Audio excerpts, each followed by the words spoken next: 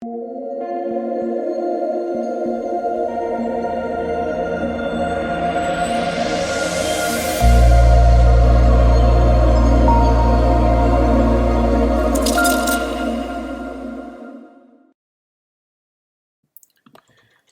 what is going on, guys? It's DK. Back at you with another video here. Today, on the 3-game CSGO main slate on Wednesday. Before I get into the video, if you guys are new to the channel, my name's DK. I make daily videos talking about NBA, NFL, and esports, daily fantasy sports slates, esports including Call of Duty, League of Legends, and this one, Counter-Strike CSGO. So with that out of the way, let's jump in the videos. First, let's look back at my lineup here from Tuesday's slate. And oh man, Tuesday was one of the more tilting days by far for me. So let's take a look at my lineup here. Went with Hunter, Leech, Twist, Kenny S, Magisk, and Zipex. So I want the 2-2-2 stack I mentioned. I felt like that had the most upside. Hunter in my captain spot. He's my favorite play on the G2 side. I talked about how he's the aggressive player. He had a great day. He had a couple of nice 1v4 clutch, I think he had a 5 kill, 1v4, I think. He had a really, really good day. Kenny S as well made some nice clutches. He was solid for his price. Magis and ZipX were decent, right? They got the 2-0 sweep, which is fine. Device is pretty solid. The one letdown here for me, obviously, was a Leech. Now, this game's over. It still says live, but yeah, if a lead just has a average day, I win pretty big money here. Twist was the other guy I mentioned. He was too cheap in my opinion. But yeah, Elige was the big letdown. 35 fancy points for him was, I think that's the lowest we've seen from him ever, at least on Draftkings. I don't think we've seen him put up that bad of a performance. 39-49, he was the worst on his team. It was so tilting because I was going into that last game, that Liquid game, I was in amazing shape. Hunch and the captain, that was the nuts, right? With Kenny S, Magis, and Zipex, I was looking really good. I was like on the money line with Elige and Twist. So I was looking really good, and I ended up I made a little bit of money, but not much.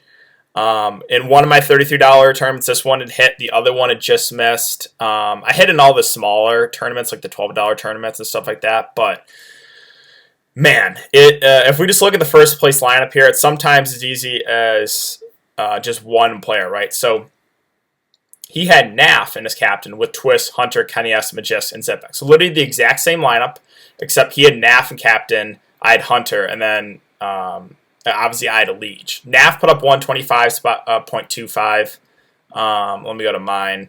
Hunter had the same. So if I just play NAF here instead of a Leech, I win first place. It can be, DFS can be such a tilting game sometimes. Did not see that coming from Leech at all. But yeah, that's the way it goes sometimes. Good players, and you would think a game they should have won.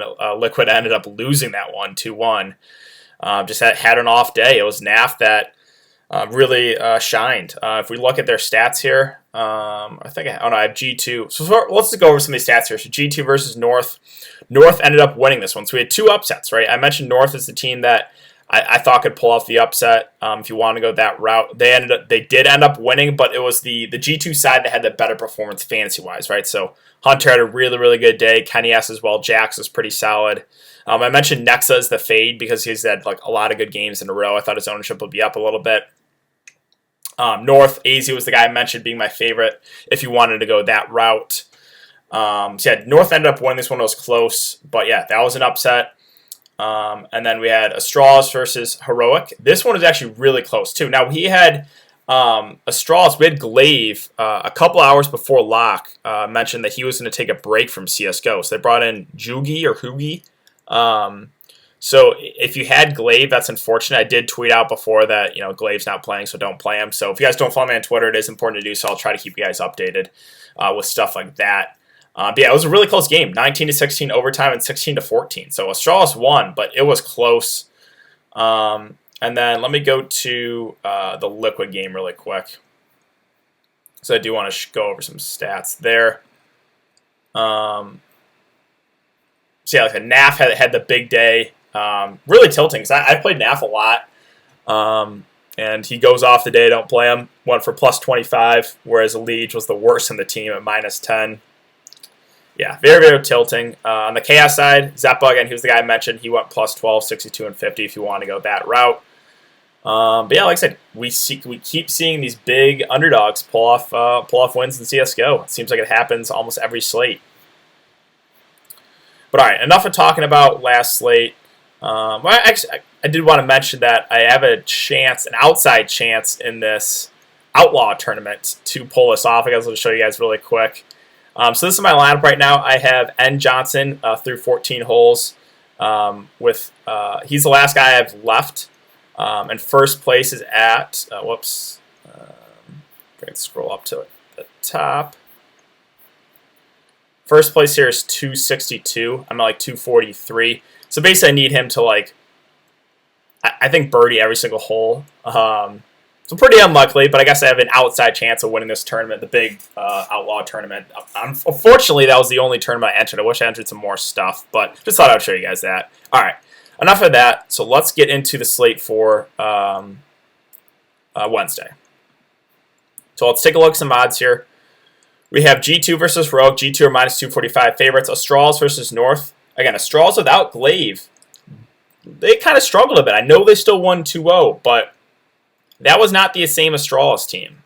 They kind of struggled there. They're going up against North. They're minus 475 favorites, but I think the upset is possible there.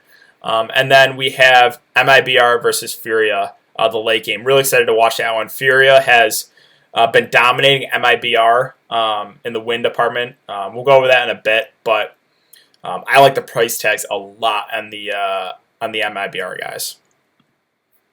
But first, let's talk about Heroic versus G2. So, the price tags here on Heroic, again, I think it's kind of the same thing for me. It'll be Nico, and that's really it. I know G2 lost. It was a close one to North. It was a solid team. Heroic, they did put up a good fight against Astralis. I just feel better about the G2 guys.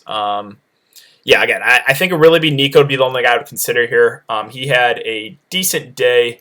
I don't have it up now, but he was the one guy that was solid there for Heroic. So I think he, as a one-off, you can use. And then on the G2 side, let's go over the prices. So Hunter, Kenny's, Nexa, all priced about the same now. We saw that last slate Nexa was a lot more expensive than Hunter and Kenny's. Now he's a little bit less. So this is a tough one. I still slightly give the edge to Hunter, even though he had the best day today. I know his ownership will probably be inflated because of that, but he's just, if you watch his gameplay, he's very aggressive. He's always pushing through smokes. He's usually initiating gunfights. Those are the players I like playing because they have the most upside. If they're getting those initial kills, right? They can put up, get a couple kills in a round, get 3 kills in a round, right? If they get that first kill. I'm sure it's a little bit risky if they're playing bad and they keep getting bad timing. You could see a bad performance. So, maybe he's the riskiest of the bunch, but I think he has the most upside for that reason. So I still prefer Hunter the most here on this G2 side. As far as Kenny S versus Nexa, this one's almost a toss-up for me. I think because of that recent performance from Nexa where he had a really bad day, right? He went 41 and 49, was -8, was the worst on his team. I think for that reason, I prefer him to Kenny S because I think Kenny S is going to be higher owned. So that's just a personal thing, right? I just like playing guys after bad games. I think that really lowers their ownership. So I think I'll go Nexa next, but not saying Kenny S is a bad play. And he's been making a lot of plays with the op there. And again, Jax, he had a really solid day as well. I think he had 65 Draftkings points, went 61 and 50. At a 6.8K price tag, I think he's okay, right? But I think I only go there for your full stacking G2, right? If you're going for the full 3-man stack, because I would much prefer just getting Nexa, Kenny S, and Hunter for a little bit more, right? So an Amanek as a value option, I think is okay, 5.8K, if you want to go that route. But I don't know if you have to on the slate. I think we'll talk about on the MIBR side, but there's some really interesting value plays there. But yeah, all in all, on the G2 side, again, I like Hunter, Kenny S, Nexa. Again, I think Hunter would still be my favorite play, even after the big game today, followed by Nexa, just because I think his ownership will be the lowest of the 3 after that bad day, and then Kenny S. I think you kind of run all 3 here on the G2 side. Next, we have North versus Astral. So this one's interesting. Again, I mentioned Easy being the guy that I would consider as a one-off in that game against G2. He had a really solid day, went 64 and 58. Again, he does really carry this roster. And at 8.4K price tag, I think he's in play once again. I think because they're playing Astralis, he'll be even more low owned. I think he's like 20% owned in like those $33 tournaments, which is not bad. But because of this matchup against Astralis, I think it'll actually be lower. This Astralis team, they did not look the same without Glaive in their lineup. So I think there's an outside chance North could bring this to 3 maps or maybe even push them for the win. And AZ, if North is going to stay in this game, we're probably going to see a big game from AZ. So I think he makes her a very interesting one-off. Again, sure, he's more contrarian, but he is certainly viable.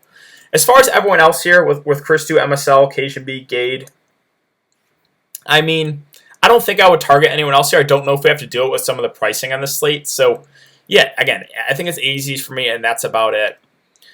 On the Astralis side, so the price tags are dramatically changed from one slate to the next. From the slate today, I forget what they're at, but Device in the 8K range, Magisk and Zipex are both in the 7K range. Dupree was like about 7K too. It changed a lot. So Device went all the way up to 10.2K. Magisk, for some reason, went up to 8.8K, whereas Zipex stayed the same at like 7.2.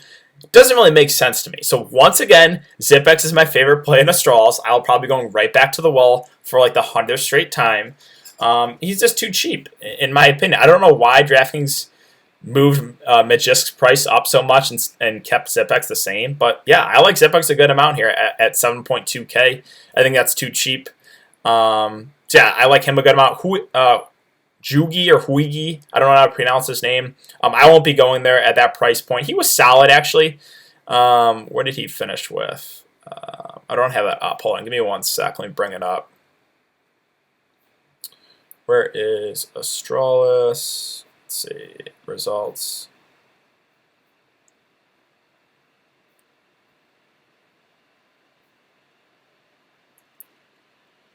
Am I losing it? Where is it? There's Liquid. There's G2 North.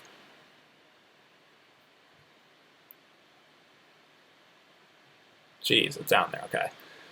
Been a long day. All right, so he was actually okay, right? 32 and 36, but I wouldn't look that route. I would prefer, if you want to go value, I would much prefer Dupree at a 6.4K price tag. He goes, I believe, 7.2K the last slate. He was decent, right? 53 fancy points. So if you want to go value on Astralis, it would be Dupree. And again, I like Zipex a lot. Magisk at 8.8K, don't think we have to do it. I think I would prefer getting all the way up to Device at 10.2K. Just because, again, there's some value plays in this Furia MIBR game that I think it makes it so you can get Device. You are kind of overpaying for him at that price point, but he's been really safe. He put up against 74 the last game. He's their AWPer. I think you can get to him. Again, I don't think he's maybe the ideal play, but I think there's enough value on this slate where you can get him in there. So yeah, that basically wraps up for that game. Now let's talk about Furia versus MIBR. So this is where I'm going to take a stand once again a little bit and get a little bit contrarian. So I know. Let's see. Furia are minus 230 favorites. But I just love the price tags in these MIBR guys. So, and I know, trust me, I know the series between these guys. Furia has dominated 10 wins to 2 for MIBR. So, yes, I know all that probably is, leaning towards Furia, right? Everyone's going to lean towards Furia. I love the price tags in these MIBR guys. So, let's go over MIBR first, right? So we have Fur, Fallen, TRK, who was subbing in for Mayern, and then KNGV and Taco. So, the two prices that really, really stand out to me are definitely Fallen at a 7K price tag. I know they're underdogs, but, man, that is, in my opinion, way too cheap. He's their AWPer. He can put up 80, 90 fancy points. So yeah, I love Fallen. I know they're underdogs, but I really like that price. And KNGV, I don't know what they're doing with his price point. A 5.4K price tag for a guy that's averaging 20 kills, 17 deaths. at least on Draftkings. I mean, we can go over their numbers here. Fallen 0.72 KD or 0.72 kills per round, 0.6 deaths per round. KNGV 0.74 kills per round, 0.67 deaths per round. So those two look really, really good to me. I know the underdogs. I don't think you have to go this direction. It's just the way that I'm going to go. I'm going to go a little bit contrarian, and I'm going to go with these MIBR guys, even though, again, Furia has been dominating them recently. I think that's going to lower the ownership, right? They're underdogs. I think they have a chance to pull this one off. So, Fallen, KNGV, I love those guys for value if you want to go that direction. Fur at an 8.2K price point, I would just much prefer getting to Fallen. I don't really understand why he's $1,000, $1,200 more than Fallen. So yeah, I would much prefer getting to Fallen. I mean, if you want to, you could run a contrarian 3-man MIBR stack with Fur, Fallen, KNGV. I think it's viable.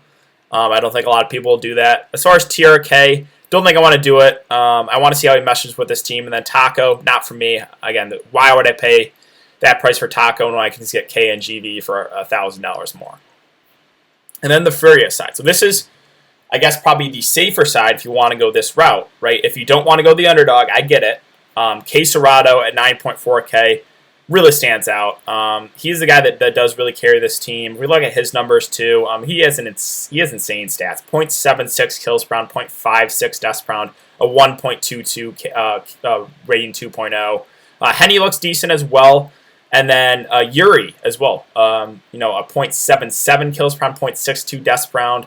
So Yuri, Quesarado, those would be my two preferred places. Again, don't even mind Henny though. At 7K, that's really cheap as well. So if you want to go this route, I think you can, right? You might have to play one or two or one, value play in a different game, but Quesarado, Yuri, those two guys do really stand out if you want to go this direction. Again, personally, I told you guys I'm going to go with the MIBR route. I'm just kind of, planting the flag. I think they can pull off the upset. And I think it's the price tag in this. The price tags in this game are very interesting. Where I think you could run a one-off in this game, definitely, right? So if you want to go the Furia side, right, the favorites, you could pair Quesarado and Yuri with a KNGV. KNGV is just 5.4K is outrageously too cheap. Even if they lose, I still think he can put up a decent day for that price. So you could run a one-off, or you could even, in my opinion, the price tags are really cheap. You could even run a 2-2 stack in this game. That's super contrarian. I wouldn't recommend that unless you want to really differentiate yourself. But I think it is viable to run like a Fallen KNGV with Quesarado, Yuri, and just hope that all three games are close and that obviously those two guys dominate each side. It's possible with the price tags on those MIBR guys. That is a viable strategy. So yeah, let's talk about captains now. The way that I'm thinking, again, I'm going to go a little bit contrarian, so I'm probably going to go with one of the MIBR guys, or Hunter or Zipex is probably the way I'm thinking for captain. And as far as, stacking right, I think a 3-3 stack is probably safe, but if you want to go for the real upside, right, it's probably the 2-2-2 stack, right? That's the lineup that won it all in the slate today. It was my exact lineup except NAF for a Liege. So that's probably what I'm thinking. It'll probably be, I'm personally probably going to go for a 2-2-2. Or I haven't messed around too much with roster construction, but really, like these MIBR guys, KNGV, it's 5.4K is just insane. Fallen as well at 7K. I really like those guys. But yeah, I think that is going to do it for the video. So if you haven't enjoyed the content so far, I'd really appreciate if you hit that like button, subscribe if you haven't already, guys. We are over 3.2 thousand subscribers now, which is great. I really do appreciate each and every one of you. I will be back for another video to break down the slate on Thursday. Also, Call of Duty coming up this weekend. I'll have a video up tomorrow, so be on the lookout for that. Call of Duty starts Friday. I'll have a video up for that tomorrow night as well as my CSGO video. So thanks again, guys. Really do appreciate it, and I will see you all in the next video.